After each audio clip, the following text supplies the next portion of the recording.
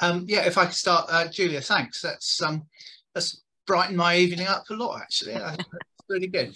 Yeah, I didn't know if you could just sort of perhaps share a few examples of where, where it's happened for you, or an initiative perhaps at work that, has increased the joy level. That'd be interesting to hear.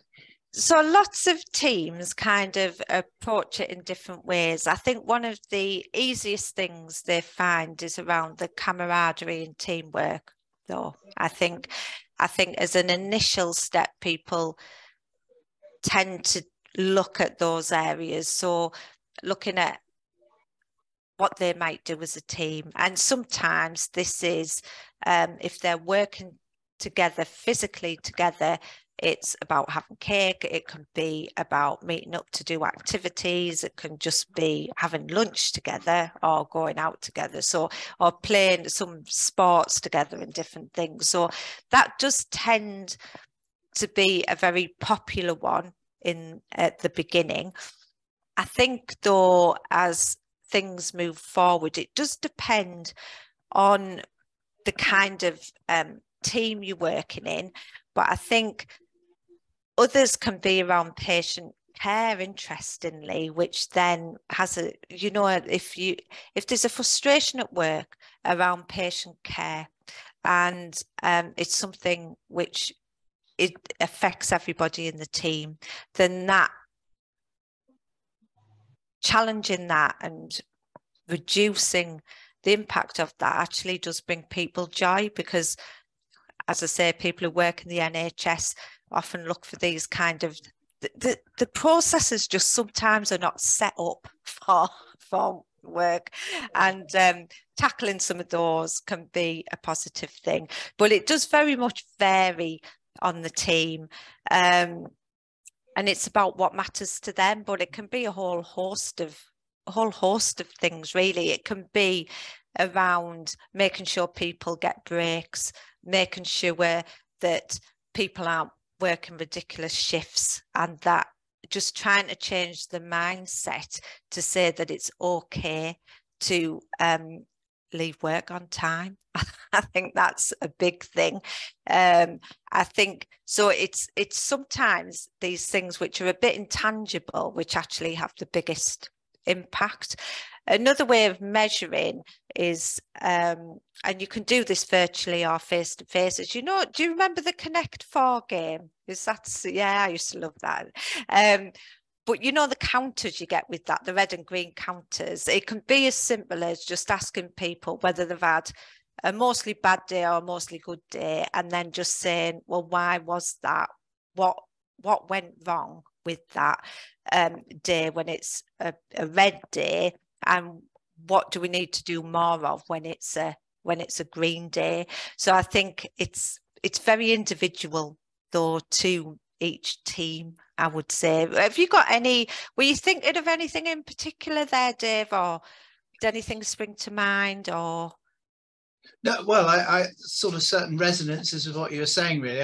I'm still a part-time GP, and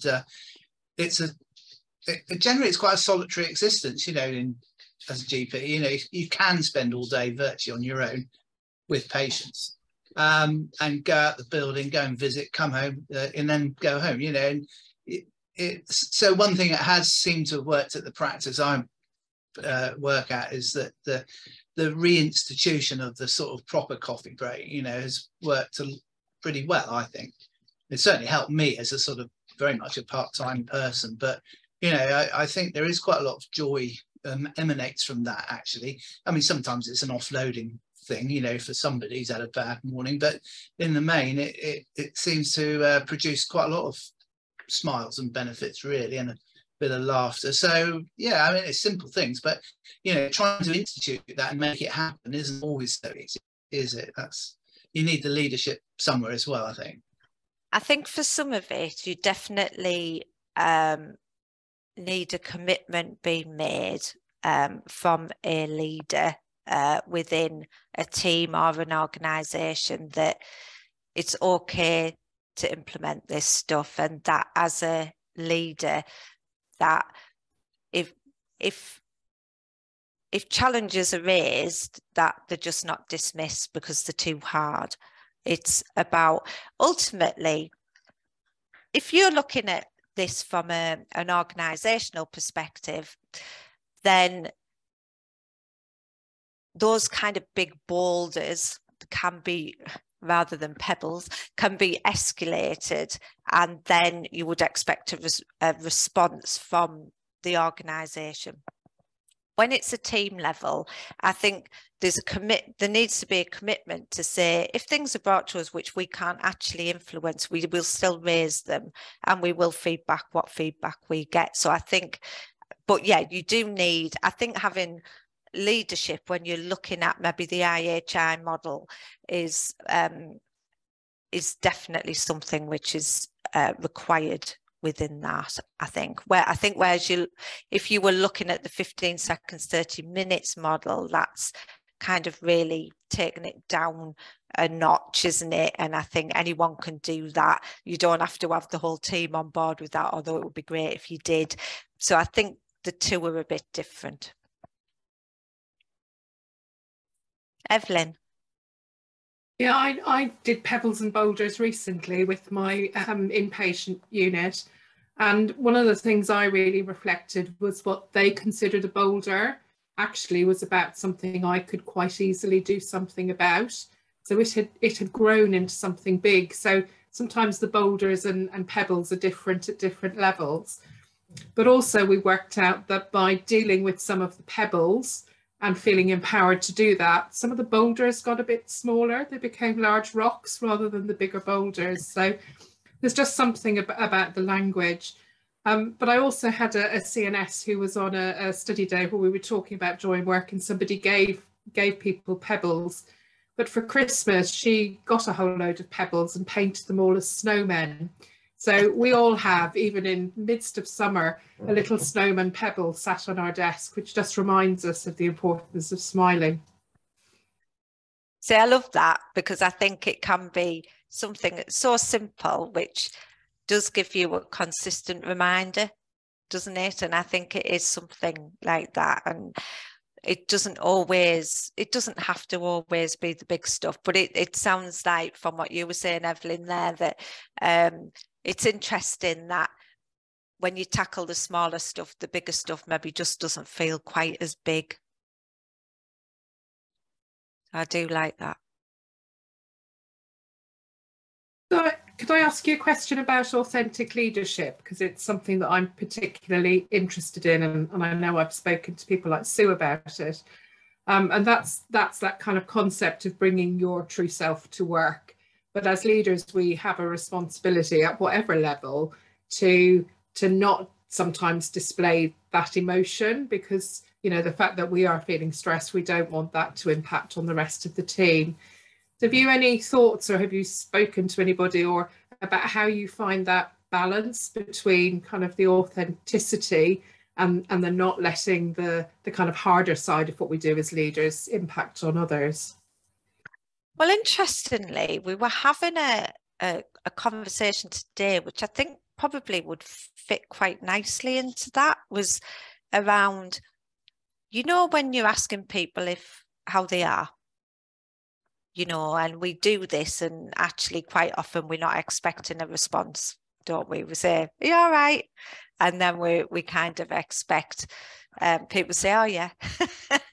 And there was a couple of things brought up, and I don't know whether it fits, Evelyn, but I think there were a couple of things which were brought up. The first one was, someone was saying that they will always ask somebody twice whether they're all right, because that shows that they genuinely want to hear. And the other discussion we had was around, and it was in relation to leaders, but I think it fits in with everybody in terms of, some people are going to be more open than others.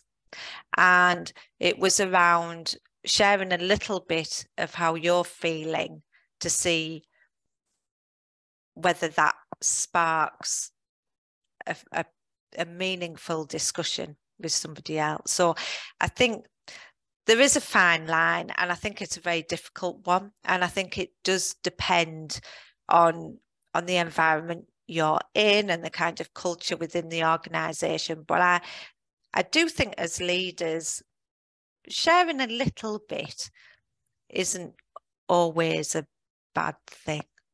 I mean, I don't know whether that helps answer the question, Evelyn, but I do think sometimes you need to share a little bit to get a response from other people, and and it helps build that psychological safety, which actually is the first kind of part of the wheel of the IHI framework. And in my view, I mean, I haven't gone into too much detail in this presentation, but in my view, it's the first part of the wheel, and I think it's the most important part of the wheel. Neil, you've just posted a comment. I don't know whether you want to expand on that. Yes, yeah, I'd be very happy to.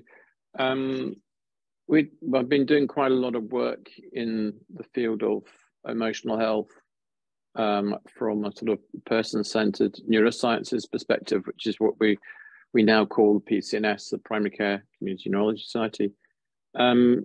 And something that I think is important is that people do need to feel free to express emotions. The problem comes often, and this is when we see problems from patient side of things as well, is when people don't feel they can express emotions, or they get locked in. They have to show themselves somehow, and they will show either as a mental or a physical health problem. They will start small, but it can grow and it can get worse. And it's basically a bit like, if you imagine what you were saying, Julia, about stress, the more you bottle it up, the more it builds up a pressure, and that pressure has got to be released. And the more free you are, it's from a male perspective. You know, I asked a question once on sort of social media, and I posted a question of a man crying. How easy is that to happen in the workplace for men, and also for women too? You know, from that perspective, you can only do it really if you feel you're in a safe space, or you're with somebody that you totally and utterly trust. Yeah. And so it is so important that we encourage people to be more open and look for those opportunities as well. When we see somebody, it's looking at everything that you see from a point of view of the person in front of you, their body language, the facial expressions, and everything. It will be the smallest of things that maybe you don't see at first, but you'll pick it up. It's definitely, I wholeheartedly agree. I think it's intentionally looking as well. We're busy people. I think we need to care about the people within our teams and the people around us enough to notice slight differences. And even if people aren't willing to share, if you notice that they're not on top form that particular day, well, it's about giving them leeway, isn't it, and providing support in another way. The IHI, I saw them present and one day, and they were talking about the fact that sometimes from a manager's perspective, say you've got 10 people in your team and you manage a team of 10 and you've got everyone in that day. So you feel that it's a great day because you've got everybody in. But the IHI was saying, and it really resonated with me, well, in actual fact, you might have 10 people, but you haven't got 10 people fully in that room, because someone might have had a really bad night's sleep. Someone might have some worries which are going on with them, and everyone has all these different things. And we need to stop trying to think of in terms of physical bodies, actually, how we're managing kind of mentally on that day. And that really resonated with me, because I thought, well, that's a really interesting concept, isn't it? Because as a manager, we're like, yeah, we've got a full complement of staff today, this is going to be a good day, when in actual fact we don't always know what else is going on in people's lives.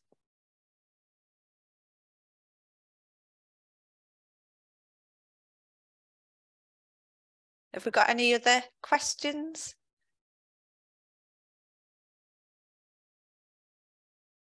Anybody else used any of the Joy in Work initiatives or processes?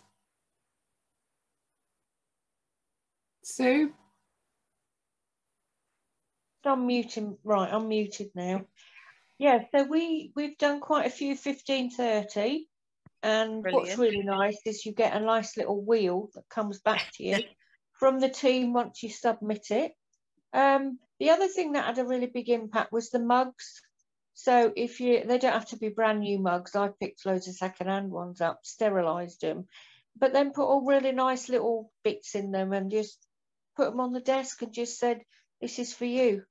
And that had a huge impact in how people, well, it just went round. You could hear people talking about it, saying, oh gosh, I got one. I got mugged this morning. Not literally mugged, but that's what that's what people were saying. So that was really nice, and I felt really good myself doing that. I think they're great. Oh, sorry, Sue. There's something about how that impacts on yourself, and that you feel lovely that you've made someone else smile. That sort of boosts me, I guess. I think I love those you've been mugged. So if you haven't come across them, the idea is that, and this may be different to the way it worked with you, Sue, so if it is, just do interrupt me. But the idea is that you get a mug. It can be any mug, like Sue said.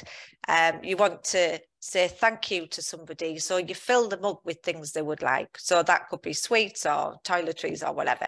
You fill it in and you give them to it, and you give them to the person and you say, you've been mugged, or you just put it on your desk. And that's the principle behind it.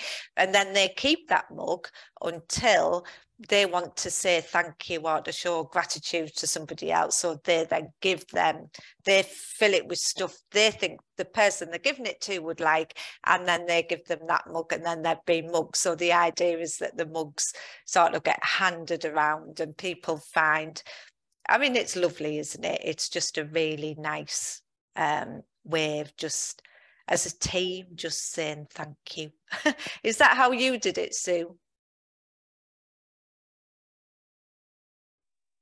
Yeah, I gave them to people. Thought, oh, it'll be all the leads that get them. No, I randomly just pick people. From the person that works in the kitchen to the person that's cleaning the ward and whatever. And I just walked up to them and gave them, and they were like, "Really?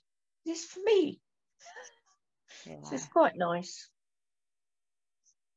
It is. It's definitely a lovely approach, because the other thing is the problem is, isn't it, to show people that you care and you're grateful, and to show appreciation. People like appreciation being shown in different ways. So it gets a bit complicated, doesn't it? So some people like that appreciation to be sort of demonstrated in front of other people. Other people would prefer that not to happen, but still would like someone to show that they've appreciated something they've done, but don't want a big demonstration about it. So nothing is ever as simple as it seems, is it? Helen, you've got your hand up.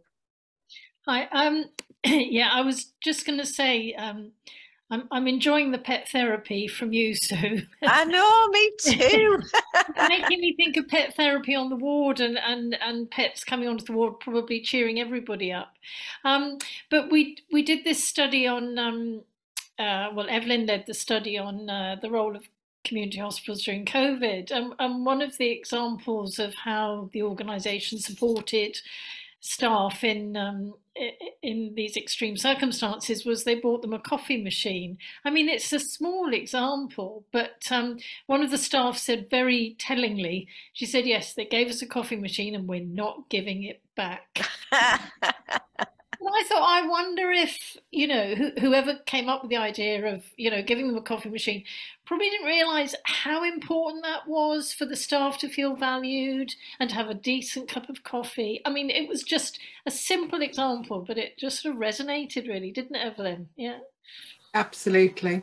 And I think one of the things we picked up through the study was how important that kind of checking in process and having somewhere to voice some of those pebbles. So one ward had just a piece of paper by the door where people could kind of write the thing that they were feeling or worried about that day.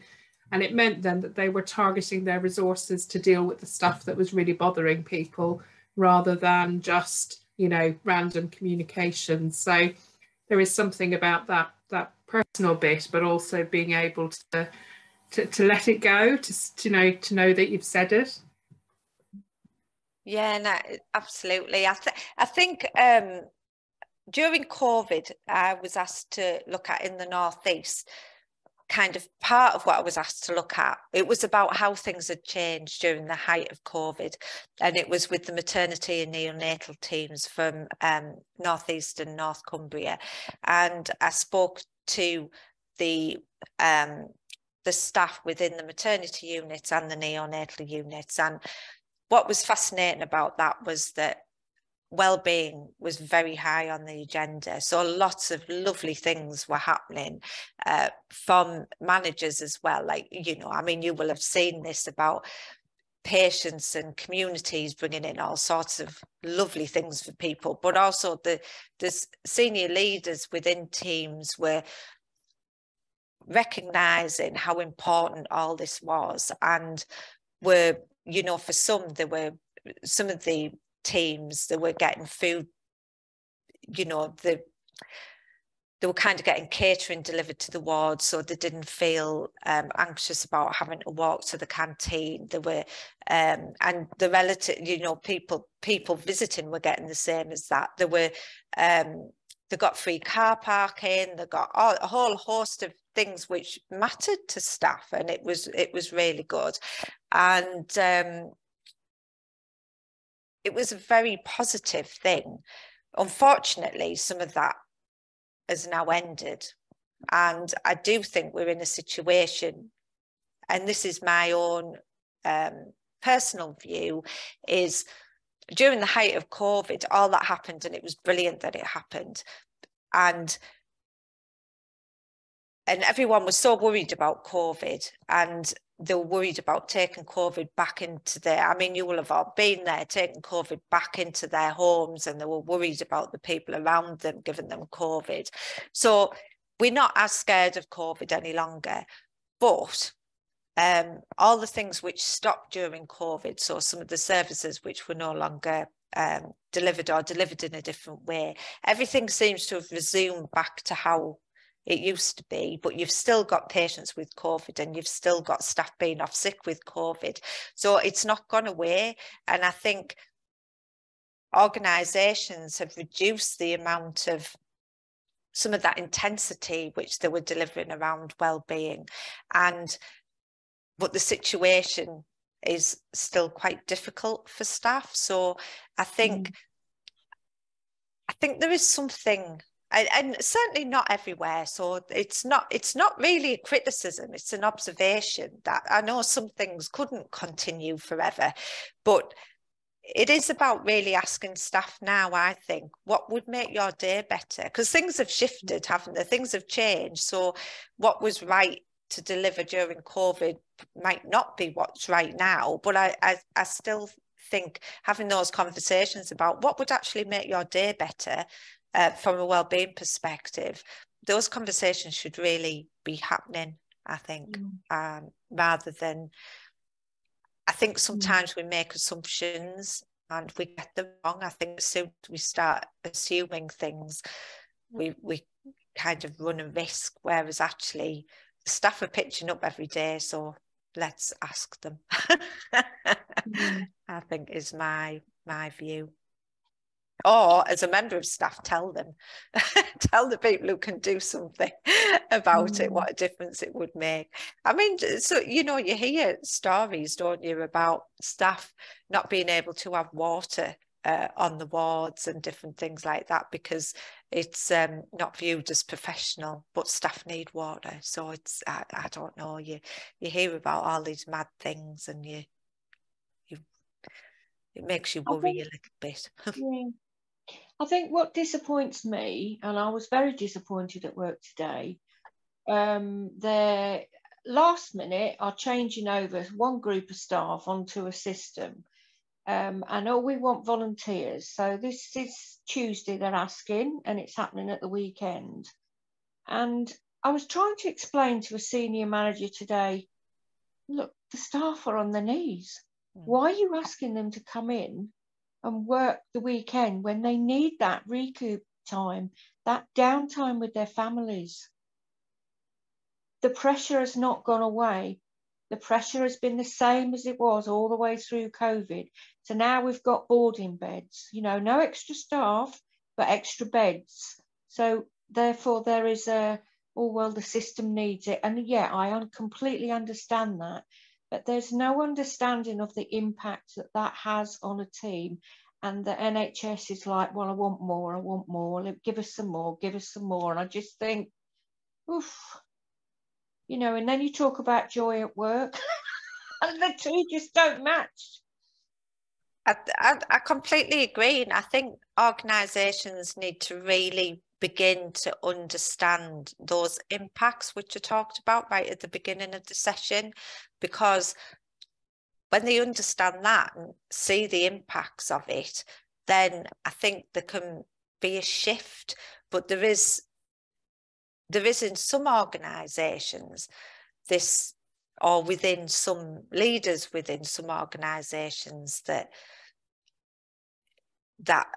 it's fluffy and we're going to do meditation and light candles and that sort of thing. I think that I think there is so the need to understand the research which sits behind it.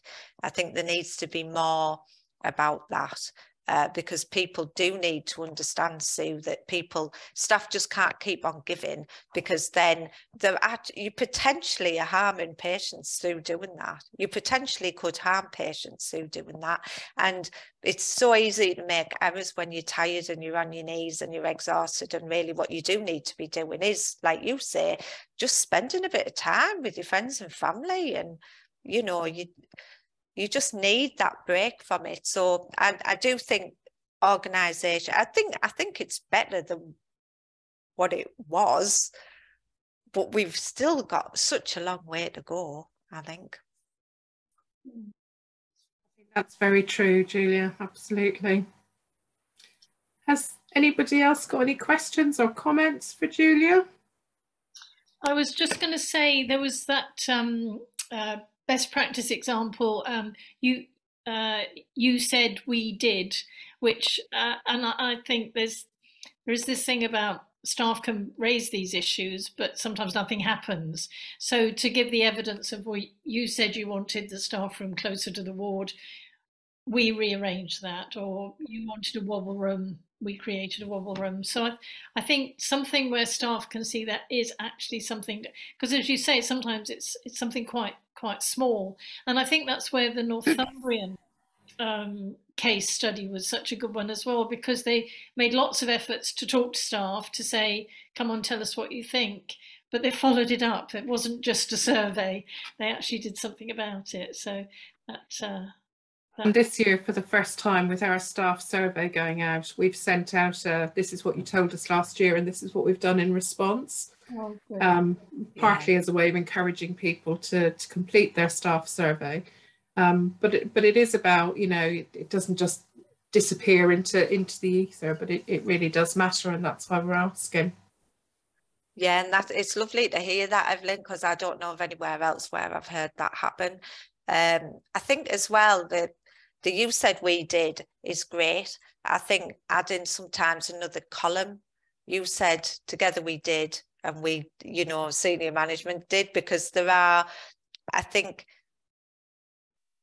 some of the issues are collective, but sometimes staff just need to be told, yeah, you can have the time to sort that out, or because it's, for me, I think it's always the staff who are working closely to this. I mean, you'll all agree with me, I'm sure, on this, who know what needs to change. It's always the staff who are near to it. So when I'm doing quality improvement, like I said right at the start, that's my background. You know, we work through things, but it's not me who makes anything happen. It's just when I'm working with the team, it's providing that forum for people to have discussions and to have permission to make changes. So in many ways, my job's really easy with that, because it's always the people who know. The problem arises when managers say, well, we're not doing that, or, you know, that's always the challenge, or we can't do that. And it's like, well, why not?